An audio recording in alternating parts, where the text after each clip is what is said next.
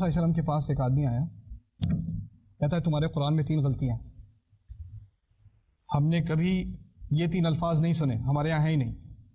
قرآن کہتا ہے کبار ومکروا مکرن کبارا، ہم کبار کا لفظ استعمال نہیں کرتے، کبیر استعمال کرتے ہیں۔ کبیر سنا ہے کبھی پہلے؟ قرآن میں کبار بھی استعمال ہوا ہے، کبار غلط ہے، یہ عربی نہیں ہے۔ رسول صاحب نے کہا اور بتاؤ اور کیا مسئلہ ہے؟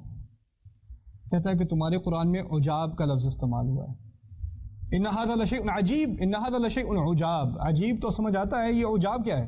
عجاب کا لفظ کیوں استعمال ہوا ہے؟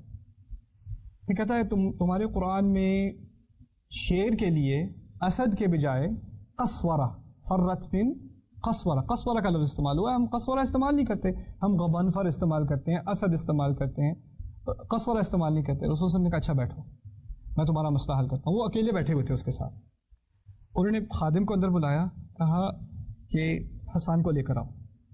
وہ صحابی کو لے کر آئے، صحابی کو لے کر آئے، صحابی سے کہا بیٹھو، صحابی بیٹھ گئے۔ پھر صحابی سے کہا کھڑے ہو جاؤ، کھڑے ہو گئے۔ اچھا جاؤ، جانے لگے، نہیں بیٹھ جاؤ، پھر بیٹھ گئے۔ پھر کہا اچھا کھڑے ہو جاؤ، پھر کھڑے ہو گئے۔ پھر کہا جاؤ، جانے لگے، نہیں دوبارہ بیٹھ جاؤ۔ اب صحابی کنفیوز، یہ مجھے کیوں اٹھ بیٹھ کر آ رہے ہیں، اب باہر حیران ہو کے کہتے ہیں رسول صلی اللہ علیہ وسلم یا قسورۃ العرب انت کبارنا ھذا شیء عجاب۔ صحابی رسول صلی اللہ علیہ وسلم کہتے ہیں اے عرب کے شعر، اور کیا لفظ استعمال کیا؟